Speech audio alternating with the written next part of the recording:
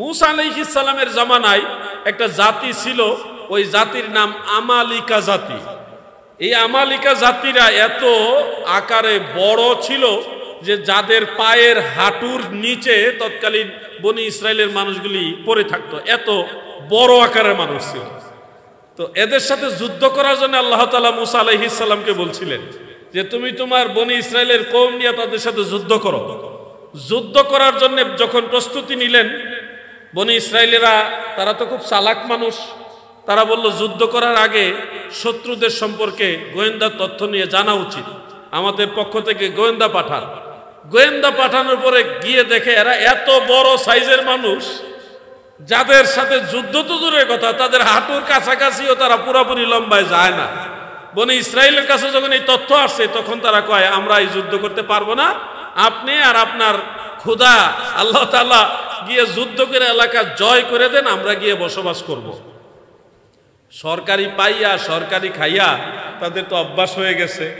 বিশাল বড় Red Sea, বড় একটা নদী পার হয়ে গেছে, পানি সরাই দিছে আল্লাহ, তারা পার হয়ে গেছে, ফেরাউন ডুইবা মরছে, কিন্তু বনি ইসরায়েলদেরকে আল্লাহ পার করে দিয়েছে। এই পারে আইসা খাবার পানি নাই। মূসা নবী তোমার কথায় এলাকা ছাইরা, ফেরাউনের এলাকা ছাইরা, মিশর ছাইরা চলে আসলাম এদিকে, এখন তো পানির পিপাসা লাগছে, পানি খাওয়াও, লবণাক্ত পানি, সাগরের পানি তো খাওয়া যাবে না, কি করা যায়? এখন মূসা আলাইহিস সালাম হাতের লাঠি দিয়ে এইভাবে গুতা দিলেন, মাটির নিচ থেকে সাগরের কিনারে মিষ্টি পানি উঠতেছে, সরকারি পানির মতো আর কি, মানে আল্লাহ তাআলার দেওয়া পানি খাইলো। কিছুক্ষণ পরে ক্ষুধা লাগছে, পেটের ক্ষুধা, এখন কি করব? এখন আল্লাহ তাআলা মানে আসমানি খাবার মান্না ওয়া সালাওয়া পাঠাইলেন, আসমানি খাবার, সরকারি খাওয়ান আর কি।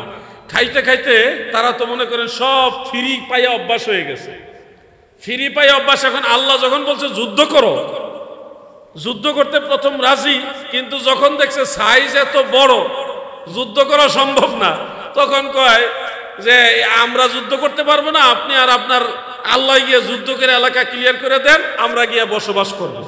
কি সরকারি দাবি, চিন্তা করছেন? এত বড় মানুষের সাথে যুদ্ধ করা সম্ভব না, ওনারা যুদ্ধ করতে রাজি হইল না। তো জানা যাচ্ছে একটা তথ্য মোতাবেক আমালিকা জাতিরা যেহেতু আকারে বৃহৎ আকার ছিল, ওই তারা এই একটা পাথরের উপর একটা রেখে তৎকালীন সময়ে এইগুলি করেছে, এটা একটা মত।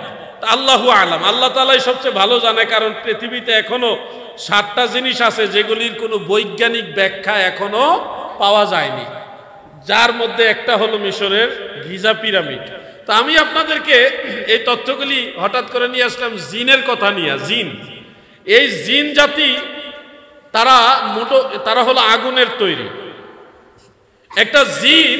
দেখেন আপনি, তারা চাইলে মুহূর্তের মধ্যে পৃথিবীর এক প্রান্ত থেকে আরেক প্রান্তে যাইতে পারে, এই ক্ষমতা আল্লাহ তাদেরকে দিয়ে রাখছে। এবং কোরআন শরীফের মধ্যে এটার ঘটনাও আছে সূরা নমলের মধ্যে। এগুলি আপনারা জানেন, আমি বারবার বলে সময় নষ্ট করতে চাচ্ছি না। ইফরিত জিনের কথা কোরআন শরীফে আছে। তো এই যে একটা পাওয়ার, জিন জাতি যদি মুহূর্তের মধ্যে অথবা অল্প সময়ের মধ্যে এক প্রান্ত থেকে আরেক প্রান্তে যাওয়ার মতো ক্যাপাসিটি পাওয়ার রাখে, আপনাদের বিবেকে কি বলে?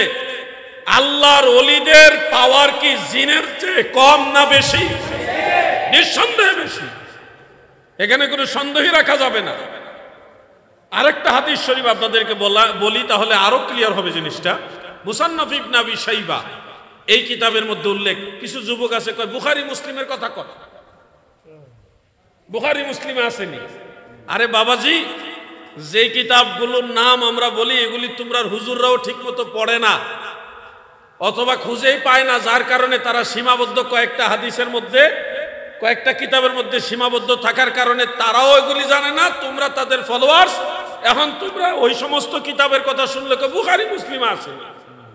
এখন আপনি যদি বলেন আমি বলতেছি মিশরের গিজা পিরামিডের কথা, আপনি যদি বলেন বোয়ালখালীর কথা বলেন, আপনার দৌড় হইল বোয়ালখালী পর্যন্ত, আপনার জানা আছে বোয়ালখালী পর্যন্ত। এখন আপনার কাছে তো মিশরের কথা ভালো লাগবে না। মুসান্নাফ ইবনে আবি শাইবা এই ধরনের প্রাচীন প্রাচীন কিতাবের নাম শুনলে যারা বলে বুখারী মুসলিমে আসেনি বলেন, তাদের দৌড়টা হইল ওই পর্যন্তই। মনে রাখবেন, এই মুসান্নাফ কিতাবটা যিনি লিখেছেন উনি ইমাম বুখারীরও উস্তাদ, ইমাম মুসলিমেরও উস্তাদ, দুনু শাইখাইনের উস্তাদ, তাহলে ছোটখাটো ইমাম না বড় ইমাম? ইমাম বুখারীর উস্তাদের লেখা কিতাব, তাও বুখারী এবং মুসলিম দুইটা কিতাব একসাথে করলে যতটুকু বড় হবে এর চেয়ে বড় কিতাব হলো ওইটা, মুসান্নাফ ইবনে আবি শাইবা।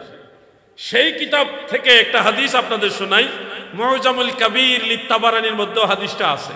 প্রিয় ভাই আমার, আল্লাহর হাবিব রাহমাতুল লিল আলামিন ফজরের নামাজ পড়ে একদিন মসজিদে নববী শরীফ থেকে বের হলেন। বের হওয়ার পরে নবীজির সামনে একজন সাহাবী দাঁড়ায় গেলেন। আল্লাহর হাবিব দয়াল নবীজি বললেন, ওই সাহাবীর নাম হলো হারেস। হারেস রে, আজকে ভোরবেলাটা তোমার কেমন হলো? তিনি উত্তরে বললেন, আজকের ভোরবেলাটা হাক্কান মুমিনান, আমার আজকের ভোরবেলাটা সত্যিকারের মুমিন হিসেবে হয়েছে। আল্লাহর হাবিব বলেন, ফানজুর মাজা তাকুলু, তুমি কি বলছো তুমি ভালোভাবে নজর করে বলো, কেননা প্রত্যেক জিনিসের হাকিকত আছে। ফাইন্না লিকুল্লি হাকিকাতিন হাকিকা, কেননা প্রত্যেকটা হাকিকতেরও হাকিকত আছে। মাল হাকিকাতু ঈমানাক, তোমার এই ঈমানের হাকিকত কি? যে সত্যিকারের ঈমান নিয়ে তুমি আজকে সকালবেলা পার করছো, এই সত্যিকার ঈমান বলতে কি বুঝাচ্ছ, এর হাকিকত কি? তিনি উত্তরে বললেন, আমার ঈমানের হাকিকত হলো কান্নি আনজুরু ইলা আরশে রাব্বি বারজান, আমার ঈমানের হাকিকত এই জমিনে দাঁড়িয়ে আমি আল্লাহর আরশে আজিম দেখি। সুবহানাল্লাহ বলেন। এখন যুবক ভাইরা, এগুলি কোনো মুহাদ্দিসের কথা নয়, এগুলি কোনো ফকি মুস্তাহিদেরও কথা নয়, এটা সরাসরি হাদিস এবং সনদের বিবেচনা এগুলি শক্তিশালী সনদের হাদিস। সেখান থেকে আপনি দেখেন নবীজি রাসূল করিম সাল্লাল্লাহু আলাইহি ওয়াসাল্লাম তো অনেক ঊর্ধ্বের কথা, তুলনাই দেওয়া যাবে না। আল্লাহর নবীর উম্মতের মধ্যে যারা সাহাবী ছিলেন তাদের ঈমানের পাওয়ার কত, তারা জমিনে দাঁড়িয়ে আরশে আজিম পর্যন্ত দেখেন। আর আমরা যদি এখন বড় মুরব্বী শায়েখের কাছে শুনি যে আল্লাহর নবী নিজেই কবরে, উম্মতের কবরে কি হয় না হয় জানে না, তাহলে এটা কি মেনে নেওয়া যাবে? এগুলি নবীর দুশমন, কখনোই তাদের জবান থেকে নবীর প্রশংসা আসবে না। যত দেখবেন তারা কোরআন শরীফ সবগুলি সূরা আয়াত পারা তন্ন তন্ন করে পড়বে আর খুঁজবে কোন জায়গায় আছে নবী জানে না, কোন জায়গায় আছে নবীজি আমাদের মতোই, কোন জায়গায় আছে নবীজি পারে না, কোন জায়গায় আছে নবীজি পারবে না, এগুলি তারা কোরআন থেকে খুঁজে খুঁজে বের করার চেষ্টা করে। আর সুন্নিরা যখন কোরআন পড়ে তখন সব সূরা আয়াত পারা সব পড়ে আর খুঁজে কোথায় আছে আমার নবী শাফাআতকারী, কোথায় আছে আমার নবী তারানেওয়ালা, কোথায় আছে আমার নবী জানে, কোথায় আছে আমার নবী পারে। নবীর প্রেমিকরা নবীর শান কোরআন থেকে খুঁজে, ঠিক কিনা বলে?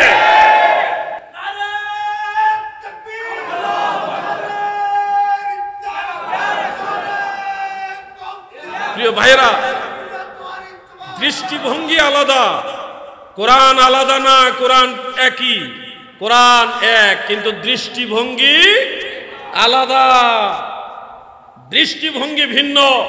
নবীর প্রেমিকদের দলিল লাগে না, যার কারণে বিনা দলিলই তারা নবীকে ভালোবাসে, কিন্তু দলিল যখন খুঁজে তারা নবীর শান মান খুঁজে।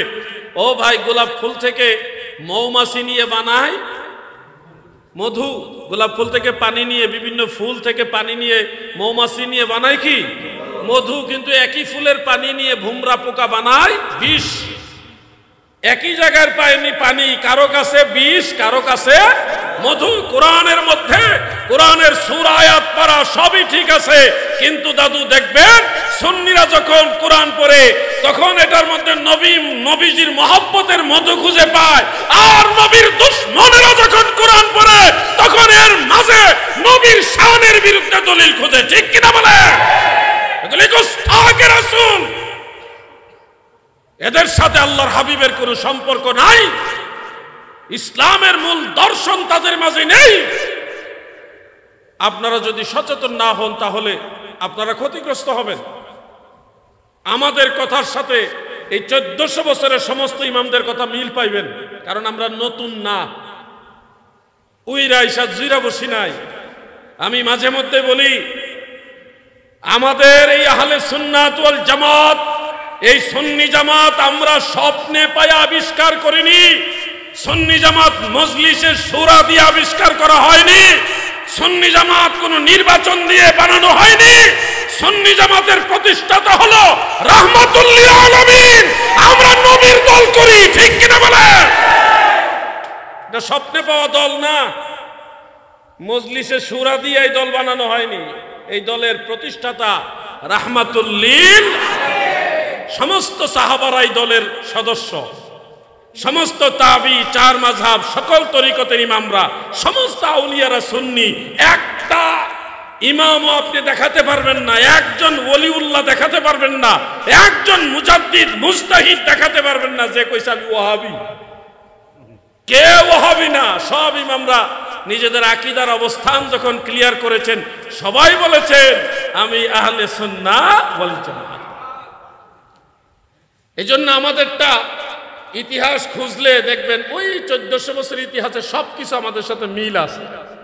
হাজির নাজির, এলমে গায়েব, মুনাজাত বলেন, মিলাদ কিয়াম বলেন, কোনো কিছু আমাদের বানানো না। যারা জানে না এরা হইল মনে করেন একটা ফতোয়া জারি করে দিয়ে একটা ফিতনা লাগায় দেয়।